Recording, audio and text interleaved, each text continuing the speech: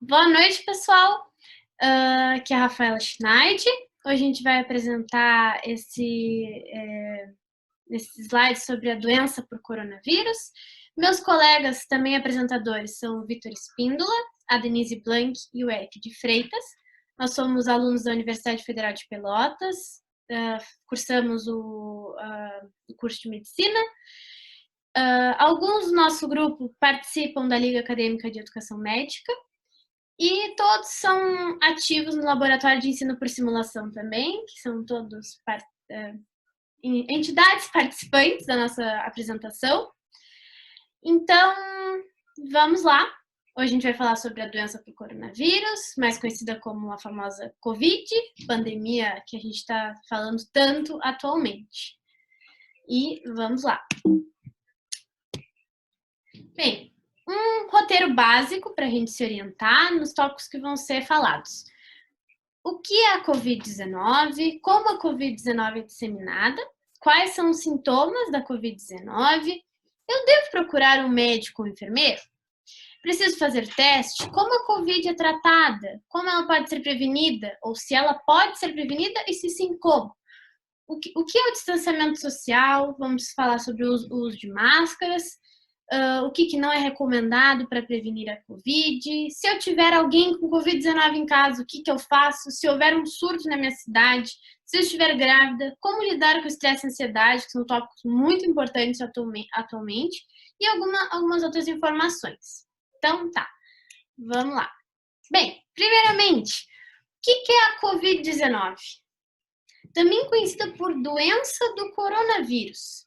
Ok, doença do coronavírus. Eu gosto de dizer que é uma infecção causada pelo vírus SARS-CoV-2. Por que eu digo infecção e por que eu destaco isso? Porque infecção vem antes de doença, digamos assim. A infecção é tu teres o contato com o vírus, ele se disseminar no teu corpo, ou seja, tu ter uma concentração deste vírus no teu corpo, mas sem necessariamente apresentar os sintomas.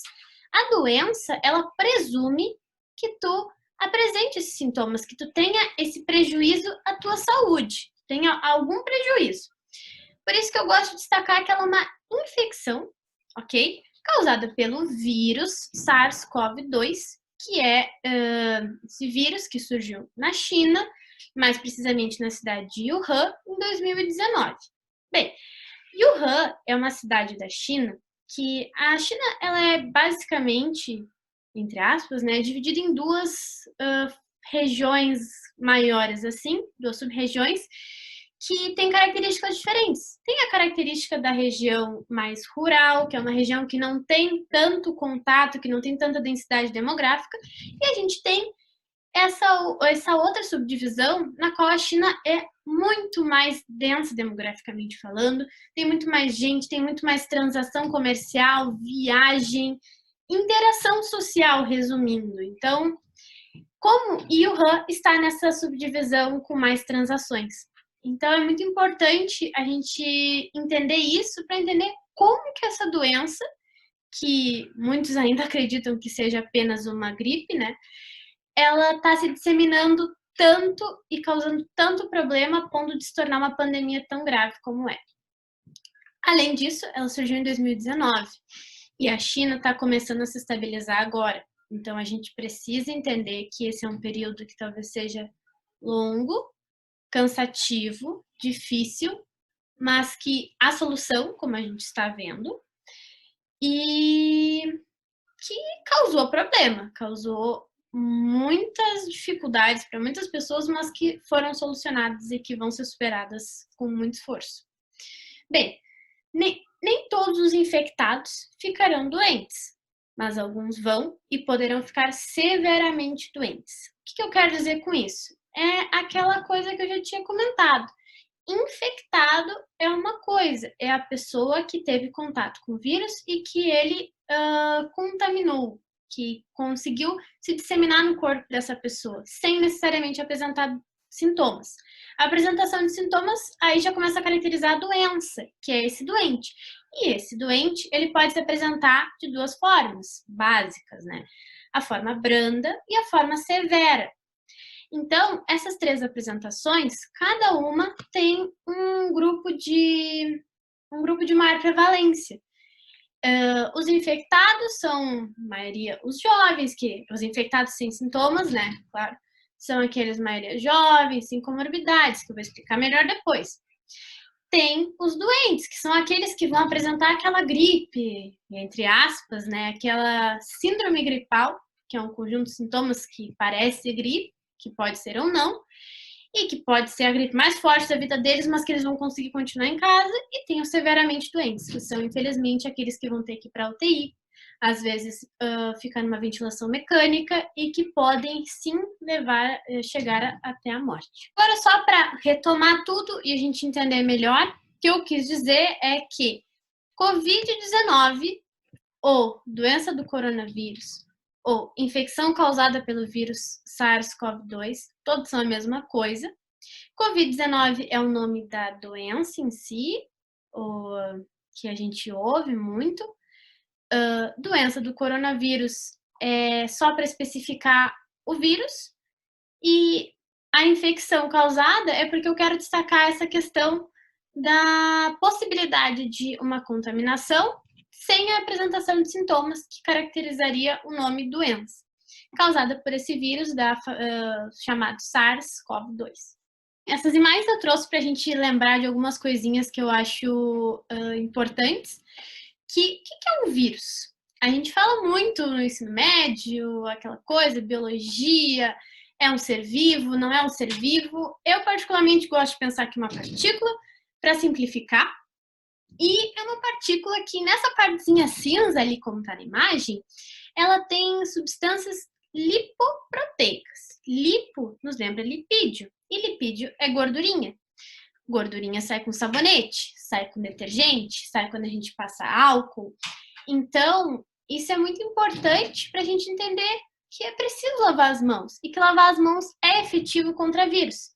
Tem bactérias, tem outros micro-organismos causadores de doença que podem nem ser tão simples nesse quesito de ser combatido. Mas o vírus, por ter essa característica dessa membrana, desse envelope que a gente chama, ele consegue ser combatido com uma atitude tão simples como lavar as mãos, tá?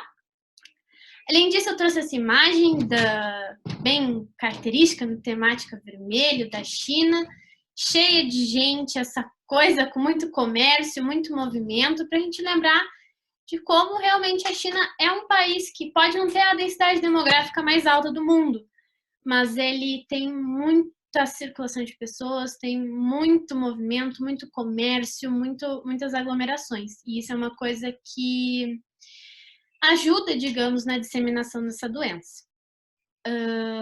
Além disso, eu trouxe essa imagem mais lúdica, assim, só para a gente descontrair um pouco, que este ano, no dia 25 de janeiro, começou o Ano Novo Chinês, que é de 2020, que coincidentemente é o ano do rato, que nos remete àquela questão da peste, da transmissão de doenças, e que, sendo ou não. E além disso, no dia 23 de janeiro, foi descoberto, através de meios de comunicação, que o primeiro caso realmente aconteceu neste dia. O primeiro caso relatado no Brasil, desculpa. O primeiro caso no Brasil relatado foi no dia 23 de janeiro. Então, só para fazer essa correlação meio estranha, né? Eu trouxe essa imagem para a gente lembrar. Vamos lá, próximo slide. Como a Covid-19 é disseminada? Bem, a Covid-19 ela é disseminada principalmente de pessoa para pessoa. O que eu quero dizer com isso? É bem simples. Eu passo de mim para ti. Bem, predominantemente quando alguém doente tosse, espirra ou fala perto de outras pessoas. E com isso, o que eu quis dizer com essas palavras sublinhadas? Predominantemente quando alguém doente. Por quê? Porque existem pessoas que não estão apresentando sintomas, ou seja, ainda não estão doentes, mas estão infectados, que podem sim transmitir a doença. E isso é muito importante porque a gente vai discutir depois. E por que tosse, espirra ou fala destacado? Porque muitas vezes a gente pensa assim, vou fugir, vou no supermercado, tossiu, eu saí correndo, eu não vou ficar perto dos velhinhos que tossem.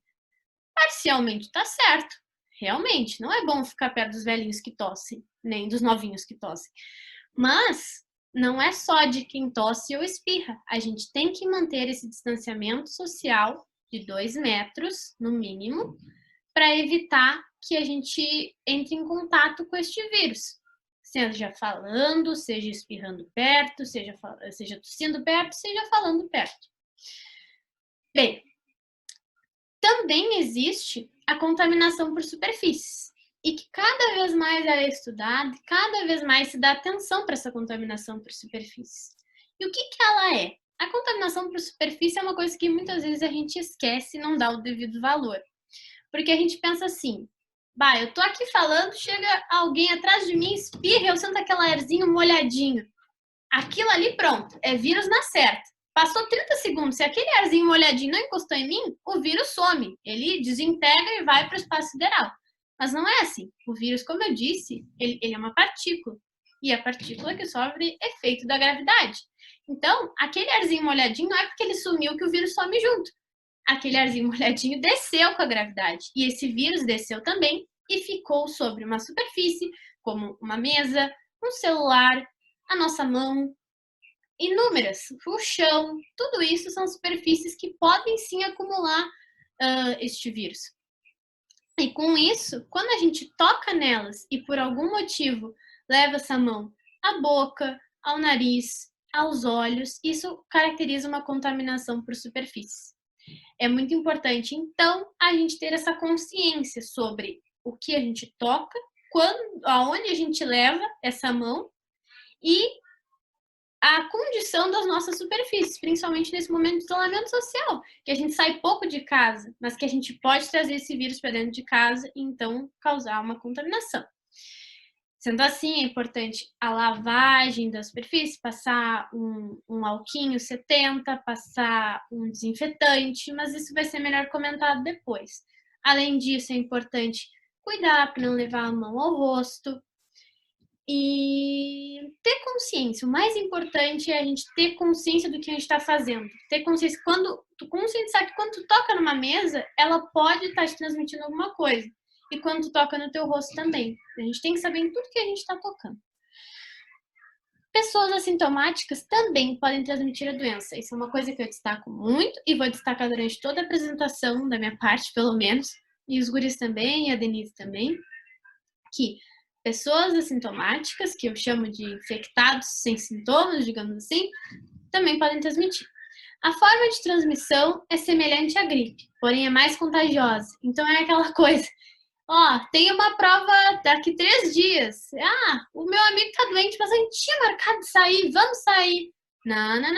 Não vou porque eu não quero perder isso. E com o Covid é mais ainda, porque não é só perder uma prova que tu vai perder. Tu pode ter que ir para uma UTI, tu pode complicar a vida de muita gente. Então, aqui essa imagem para a gente ilustrar essa contaminação de levar a mão ao rosto, levar a mão aos olhos, à boca, ao nariz, coisa que a gente faz muito. A gente está sempre coçando o nariz, ainda mais no inverno agora com essa questão da rinite alérgica.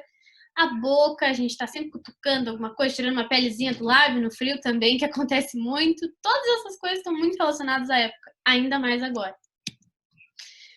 Essas imagens também são para a gente lembrar que o uso de máscaras vai ser discutido depois, mas que ele está sendo mais valorizado agora, que o distanciamento social, juntamente desse uso da máscara, é muito importante. 2 metros é a distância adequada, no mínimo, claro, de pessoas saudáveis ou de pessoas doentes. Não é nem só os infectados, porque a gente não tem como olhar para alguém e dizer que essa pessoa está infectada, né? Então, a gente precisa se distanciar de todo mundo para poder evitar que esse vírus vá para o outro. Então, tá? Agora, quais são os sintomas da Covid-19? Bem, a gente tem sintomas principais, que, felizmente ou infelizmente, são muito parecidos com a gripe. A gente tem a febre, a gente tem tosse seca, a gente tem falta de ar, que é um dos que a gente começa a abrir o olho assim, temos que começar a dar mais atenção ainda. Dor muscular, cansaço, que muito vão ouvir falar de fadiga também, que é cansaço. São sintomas muito parecidos com a gripe, mas que quando a gente começa a notar essa tosse seca, que é uma tosse que incomoda, não é aquela tosse tu se sente revigorado depois que tu põe aquele catarro para fora. Não, é uma tosse que ela incomoda, ela fica ali, e aí começa a vir essa falta de ar, que não é à toa que tá com uma imagem maior, porque é o sintoma que vai começar a nos fazer assustar um pouquinho, tudo sob controle, mas começar a prestar mais atenção. Agora, os sintomas menos comuns. A gente tem a dor de cabeça, dor de garganta, nariz escorrendo, diminuição do olfato ou do paladar, náuseas e diarreia. Bem, esses 4 primeiros sintomas ainda são sintomas que parecem muito com uma gripe comum. Então, eles não nos ajudam muito na diferenciação do outro, mas são sintomas que eles servem para a gente juntar com um quadro clínico.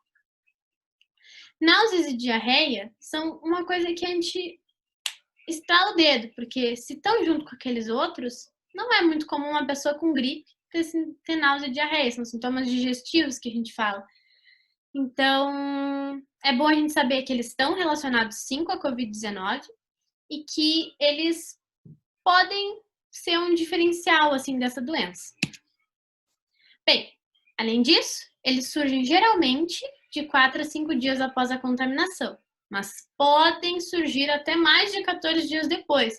Então é aquela coisa, fui no super, ó, putz, tossiram em cima de mim. O que eu faço agora? Tá, vou pra casa, fui lá, tomei meu banho, higienizei as compras. E aí, tem que levar as compras pra minha avó. Vou dar 5 dias e vou lá se não tiver nada. Deu 5 dias? Não. Tem que esperar mais tempo. Tu pode sim ter te contaminado e pode sim estar contaminando a tua avó também. Então, como tem aquele ditado, quem mais ajuda é quem não atrapalha. Vamos sim considerar esse período de 14 dias, no mínimo, mas se deu 14 dias a gente já começa a realmente se tranquilizar. Sei que 14 dias é muito tempo, ainda mais em casa, sem fazer o que a gente gosta, sem ver as pessoas que a gente gosta, mas é importante ter essa consciência. A forma grave é menos incidente em crianças e adultos. Por que eu destaquei o menos incidente? Exatamente porque pode sim acontecer com crianças e adultos. Já foram relatados casos em crianças de 6 meses que tiveram que ser entubadas. Já teve uma menina na França, se eu não me engano, que morreu com 5 anos e estão estudando para ver se ela tinha alguma comorbidade, que eu vou explicar melhor depois o que é. E até agora não acharam. E adultos também. Falando sobre os sintomas da Covid-19. Para a maioria das pessoas, os sintomas desaparecerão em poucas semanas. A maioria das pessoas que tem a doença branda, mas que não são nem as só infectadas e nem as que estão com a doença severa.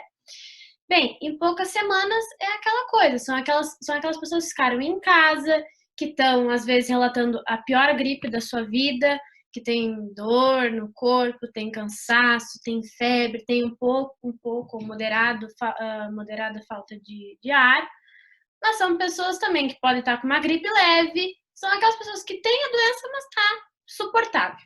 Bem, às vezes vai 15 dias, 2 semanas, às vezes vai mais, às vezes vai menos, isso é variável.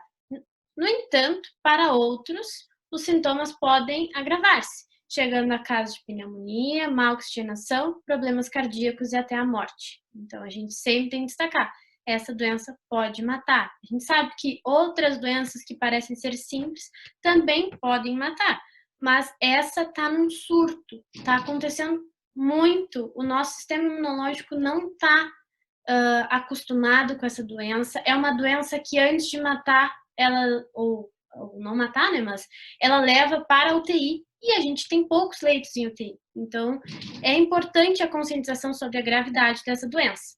Só para a gente entender melhor e isso ficar mais explicado na cabeça de todo mundo, pneumonia é aquela doença em que o nosso pulmão, que é cheio de bolinhas, essas bolinhas ficam cheias de pus. É uma inflamação causada por uma infecção, neste caso, por causa do vírus SARS-CoV-2.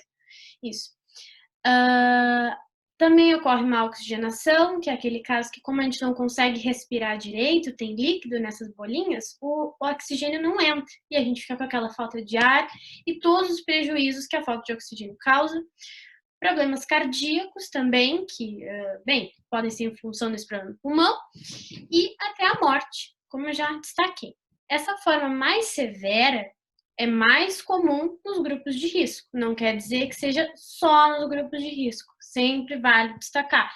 Ela acontece nos outros grupos também, em menos, muito menos quantidade, mas pode acontecer.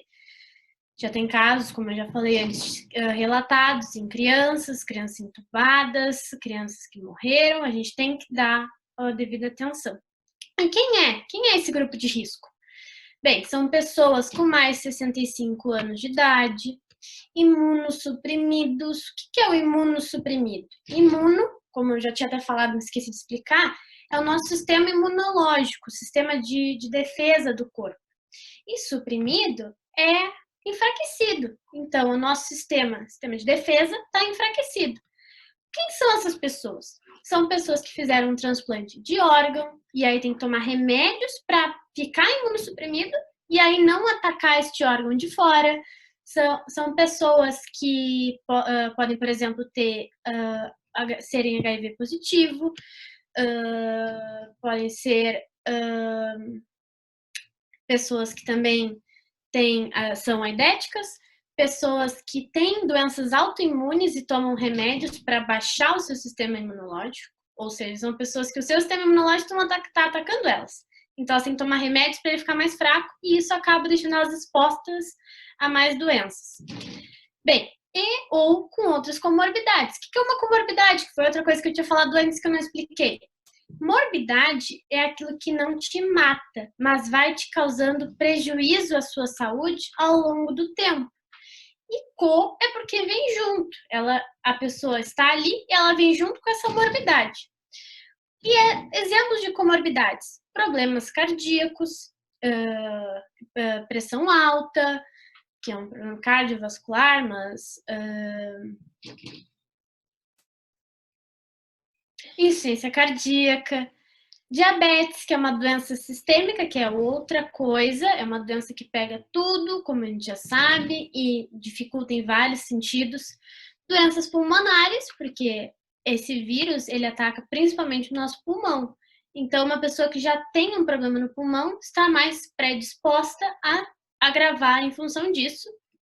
E câncer também, porque câncer, além do tratamento muitas vezes nos deixar debilitado, inclusive nosso sistema imunológico, ele é uma doença que deixa todo o corpo debilitado. Então, tanto a doença quanto o tratamento acaba nos prejudicando muitas vezes.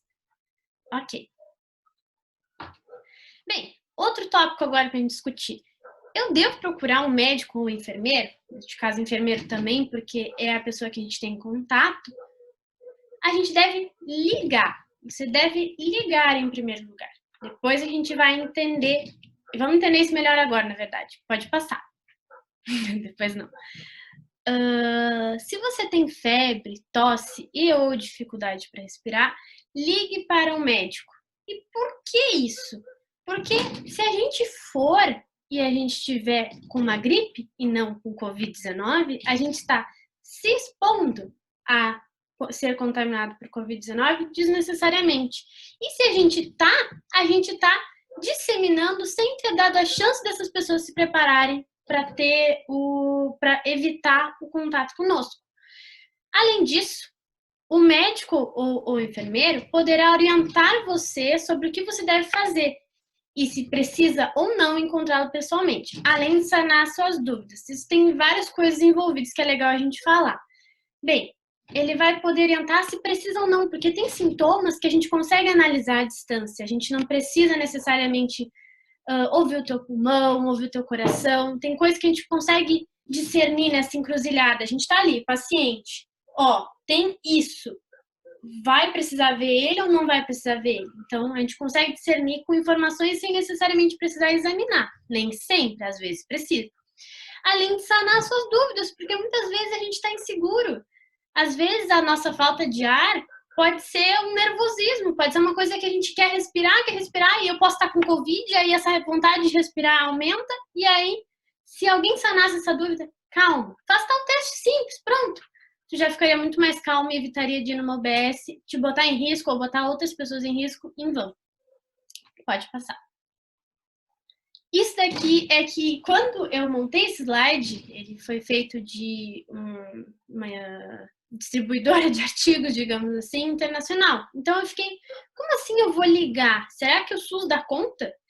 E, coincidentemente, eu vi na página do Instagram da Prefeitura de Pelotas, isso é uma coisa mais regional, infelizmente, mas devem ter outras em outras cidades, sobre a teleconsulta Covid-19, que é um número gratuito, 0800 64 85 319, que tu ligas e aí tu pode ser orientado sobre o que você deve fazer antes de ir. É o legítimo, dá para ligar, não é porque, o SUS é difícil. Não, o SUS está dando conta. Então, você liga, eles vão poder te orientar sobre síndrome gripal, que nada mais é que o conjunto de sintomas que compõem a gripe e a Covid-19, que, querendo ou não, é muito semelhante, pessoas com sintomas gripais, que é o ramal 2, e atendimento psicológico, atendimento com psicólogos. Isso é muito importante, porque o isolamento social, que a gente às vezes também chama de quarentena, mas que não é bem uma quarentena, dá para piorar,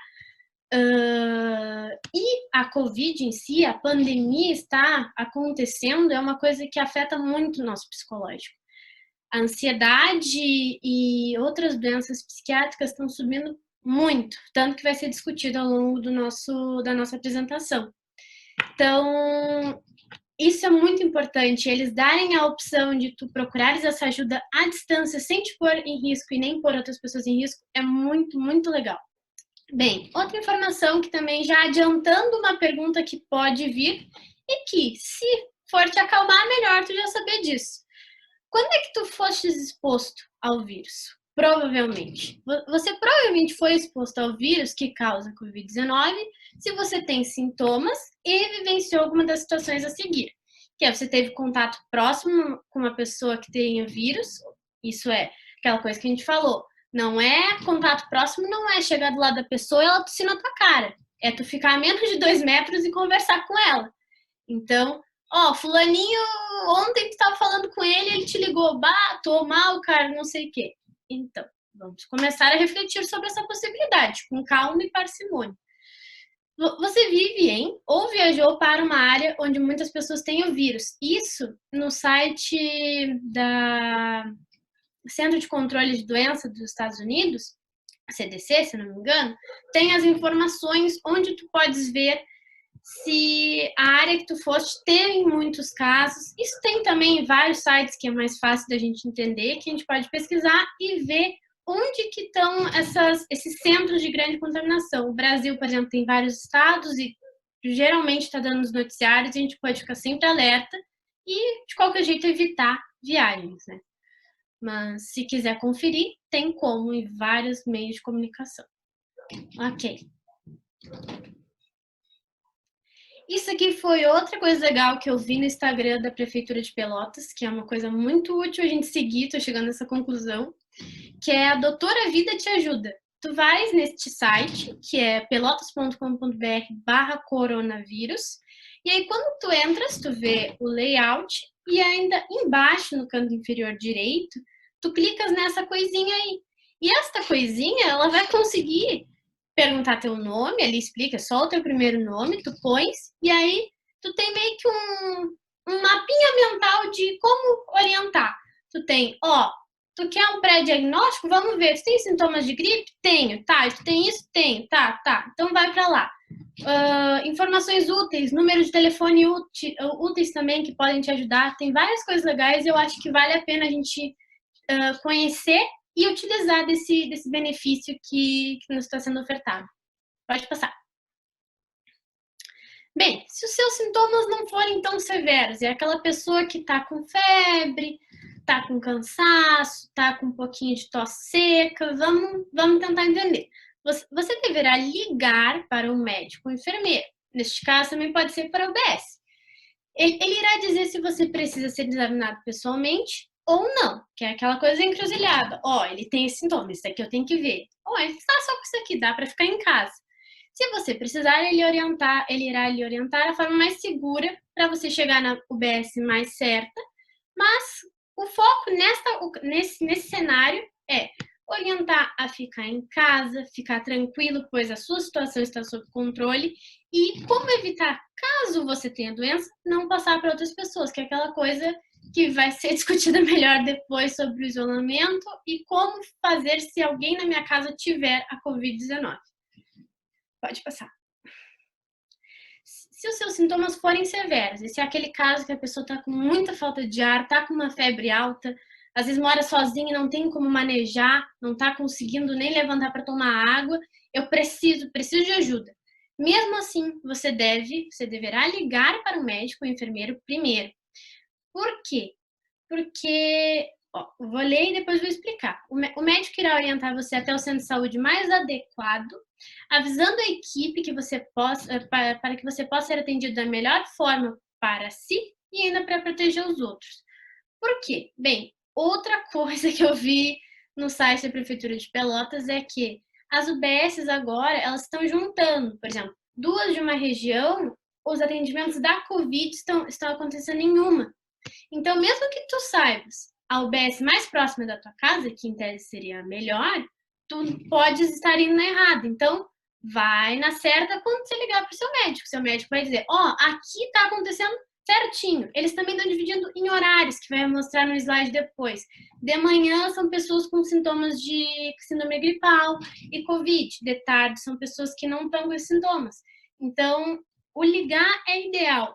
Eles conseguem avisar a equipe, conseguem dizer, pessoal, tá vindo alguém com esses sintomas, vamos preparar a sala, vamos separar os pacientes, vamos botar, se já não estão com o nosso EPI, que é o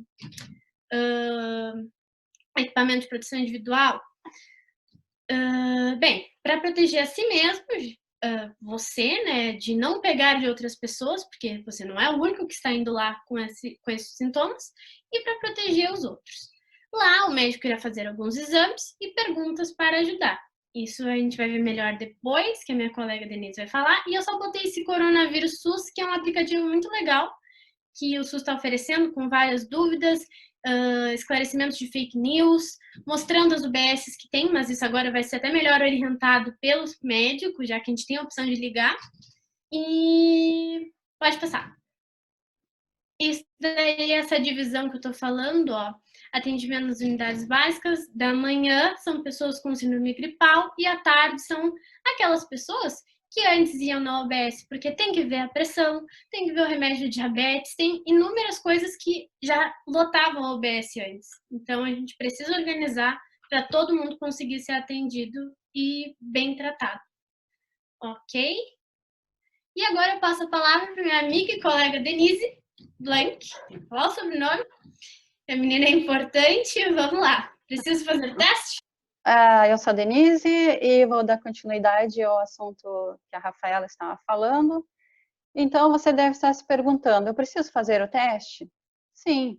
Se o médico ou a enfermeira suspeitar que você pode estar com a Covid-19, o médico vai pedir exames para você, sim. Então, ele poderá coletar amostras da sua narina e boca e enviar para um laboratório para fazer os testes. O médico também pode pedir uma radiografia ou tomografia computadorizada do tórax para examinar os seus pulmões.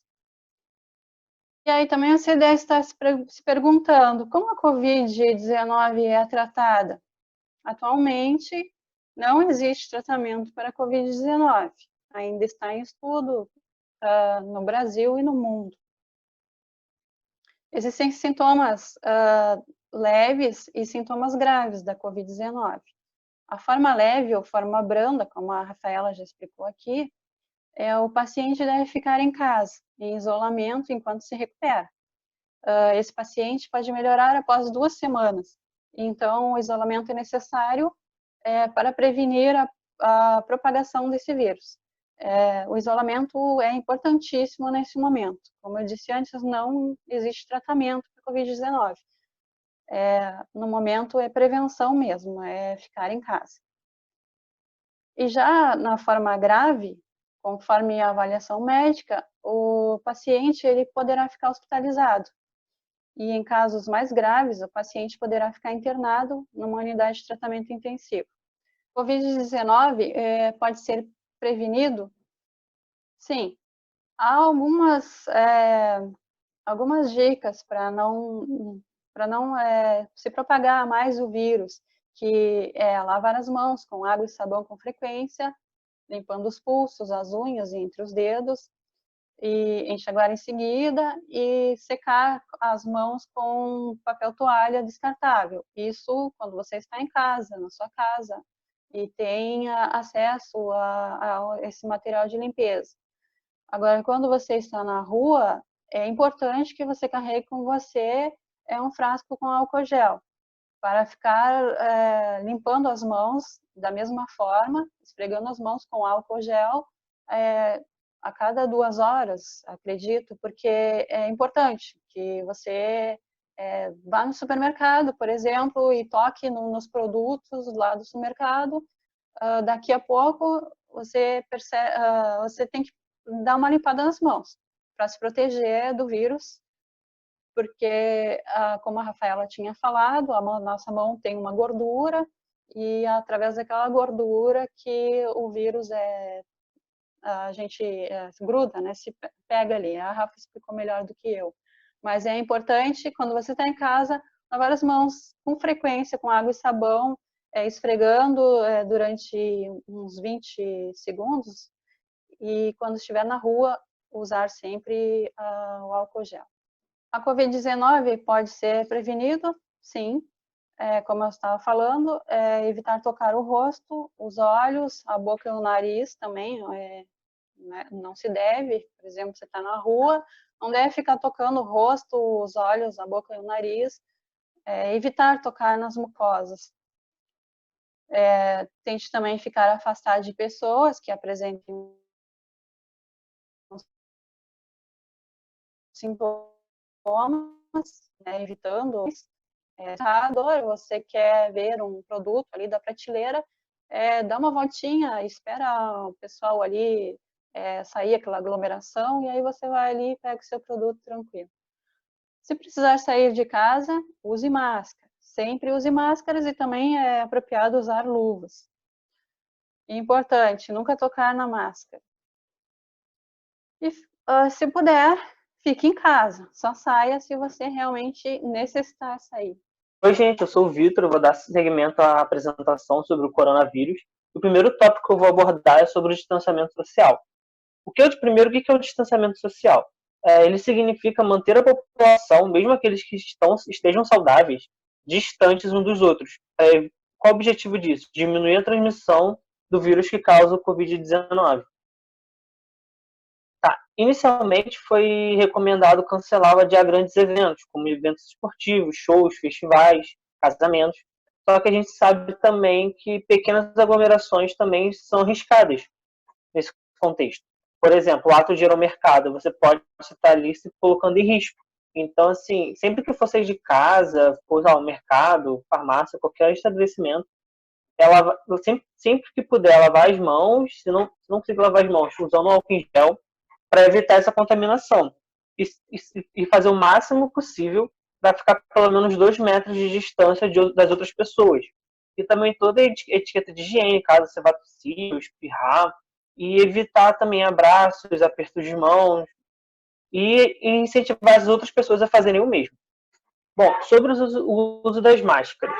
Inicialmente foi desaconselhado as pessoas que não estivessem com sintomas usar as máscaras, porque viu a necessidade de abastecer os postos médicos, enfim, o pessoal que está trabalhando na área da saúde, que tinham receio de que ficassem sem um EPI, que é equipamento de proteção individual. Só que com o aumento dos casos, essa recomendação mudou e a atual é que todo mundo, quando for sair de casa, usar as máscaras para evitar essa contaminação. E outra informação importante, sempre que você for remover a máscara e usar a máscara, ou colocar a máscara também, evita não tocar nos olhos, nariz, na boca e também nas partes da máscara que vai entrar em contato com o seu rosto. Cuidados na prevenção muitas informações surgindo de todos os lados, é importante tomar cuidado com as notícias falsas. Porque nesse momento surgem muitas informações que não são apuradas, que não têm embasamento científico. Isso é um pouco preocupante. Então, vou dar alguns exemplos. Enxagar o nariz com água e sal, ou tomar antibióticos. Nenhuma dessas medidas funciona e não tem embasamento científico. E se alguém na minha casa tiver Covid-19? Então, assim, caso isso aconteça, ou você seja a pessoa que esteja com a doença, tem que tomar bastante cuidado para não passar essa doença para as outras pessoas que moram contigo. Então, assim, algumas das recomendações que fazem se a pessoa que estiver doente, ela pode ficar no quarto separado, se isso for possível, deve ser tomada essa medida de precaução, porque, assim, tentar ao máximo isolar a pessoa que está contaminada das outras pessoas que moram com ela. Então, se for possível, ela usar um banheiro separado, isso deve ser feito. Se puder ficar num quarto separado também. Se puder fazer as refeições no quarto que ela está isolada, isso seja feito. E a pessoa que estiver tomando um cuidado da pessoa que está doente, está sempre usando máscara quando for entrar em contato com ela, quando for manusear, por exemplo, roupas que a pessoa estava usando, for botar para lavar. Todo tipo de cuidado tem que ter para a pessoa que estiver cuidando não se contaminar também. Então, assim, tanto a pessoa que está doente quanto a pessoa que não está, usar máscara quando estiver em contato um com o outro. Isso são algumas medidas que podem ser tomadas para evitar essa transmissão. Eu vou passar a palavra para o Eric, que ele vai dar seguimento à apresentação. Eu vou falar agora, então, sobre o que fazer se houver surto na região. E os colegas já apresentaram anteriormente todas as recomendações mais importantes, e especialmente numa situação de se houver um surto na região, vai ter que refazer tudo isso que nós falamos e redobrar o cuidado. Não tem nenhum mistério, não tem uma novidade, né? Como os colegas falaram, então, focar sempre na higiene pessoal e no isolamento social, que não deixam de ser os melhores conselhos num momento como esse. Evitar o contato próximo com doentes, obviamente, naturalmente, como o Vitor falou, mesmo no ambiente caseiro, né, quando estás morando com alguém que está infectado, tu pode ainda evitar a contaminação. Então, sempre visando a tua própria segurança, tu vai evitar o contato próximo com doentes. Tu vai ficar em casa o quanto for possível, também, pelo isolamento social, né? Então, tem, de certa forma, um pouco lógica, né? Porque para qualquer tipo de função que tu for realizar na rua, uma caminhada, digamos assim, tu pode ocorrer de entrar em contato de menos de 2 metros com a pessoa. Tu vai no supermercado, por exemplo, tu vai ter que lidar com gente, então tu vai ter que lidar com superfícies que provavelmente podem estar contaminadas e tu pode trazer essa contaminação para ti. Então, ficar em casa seria evitar esse tipo de situação. Atualmente, o próprio conselho é limitar o contato, também se encaixa com isso que nós já falamos, de isolamento social, evitar contaminação, evitar que tudo se contamine e contamine outros. Dentro ainda do ficar em casa, tem a recomendação de fazer a transição para o home office, né? Alguns empregos permitem isso, já é uma tendência natural de muitas funções atualmente, né? Desde o surgimento dos computadores, melhora deles, já tem muito essa propagação do home office, e em um período desses de doença, a tendência é realmente aumentar, e é um conselho extremamente ótimo, porque mantém a produtividade, mantém as pessoas trabalhando, né? As pessoas precisam do seu rendimento, e mantém, então, também a diminuição da possível contaminação, né? Que é o grande foco de toda essa apresentação. A auto-quarentena por pelo menos 14 dias. Como naquele instante que a Rafa, se não me engano, comentou, acabar entrando em contato, tiver quase certeza que entrou em contato, a recomendação é que tu fique em auto-quarentena por esses 14 dias, esse período, que é o período que considera-se a incubação do vírus. Então, considera, acredito eu, e as experiências que tivemos, que entre a contaminação e os dias é o período que é demonstrar. Então, se nesses 14 dias não demorou, a tendência é que estejas livre de contaminados e da contaminação própria. É importante esse período chave de 14 dias entre contaminação e uma suposta rigidez. O que isso não quer dizer, é claro, que depois desses 14 dias, a pessoa esteja imune, que ela não tenha mais como contrair o vírus. Isso não acontece. também. Isso é algo não ser errado, porque depois disso a auto-quarentena é apenas um tempo onde se deve evitar ainda mais o contato com as pessoas, mas depois disso não quer dizer que a pessoa não tenha que tomar os cuidados adequados.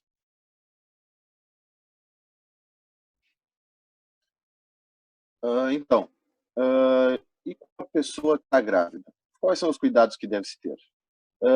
Hoje em dia, não se tem um conhecimento se o Covid-19 ele tem algum efeito muito específico nas gestantes, algum efeito desconhecido. Então, o quadro é tratado como em um paciente não grávido, digamos assim. O que acontece, no entanto, é que os cuidados têm que ser redobrados justamente por ser uma paciente grávida, apesar de não ter nenhum risco aumentado em relação a isso. Portanto, naturalmente, como é para tudo nessa vida, as grávidas acabam tendo um pouco mais de cuidado, né? E então recomenda-se os mesmos cuidados anteriores, porém redobrados mais uma vez. E, como sempre, o grande conselho, higiene pessoal e a distância dos pacientes doentes. Próximo, por favor.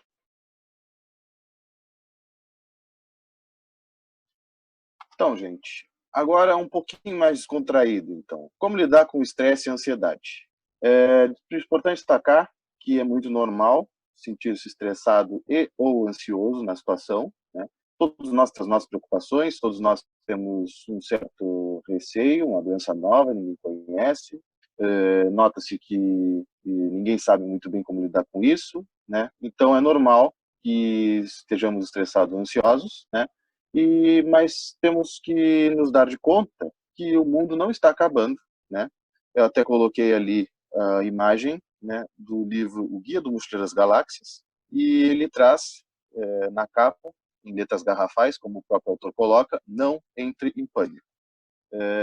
Eu até fico uma recomendação de leitura para esse período de quarentena, período de isolamento, né? É uma leitura muito boa, e inclusive agora vão alguns conselhos aí, né, para nesse período. Cuidar de si e da família, dar um tempo nas notícias, né? Tem muita coisa circulando por aí, coisas que não são verdade. O propósito desse trabalho é justamente buscar o maior número de fidelidade que se tem hoje em dia, o mais próximo da verdade nós buscamos estar aqui, trazer a melhor qualidade de informação para todos que querem consumi-la. Então é importante evitar fontes onde as notícias não sejam confiáveis, onde não se tenha um fundamento, digamos assim. Não acreditar em tudo que se vê nas mídias, nas redes sociais, né? Ter um pouquinho de cuidado com isso, porque não é saudável também, do ponto de vista da saúde. Tem muita coisa que não é verdade e é só prejudicial desse ponto de vista. Então, tome muito cuidado e, às vezes, um tempo, como está escrito. Atividade física e alimentação saudável é muito importante, tê-la sempre em mente, né?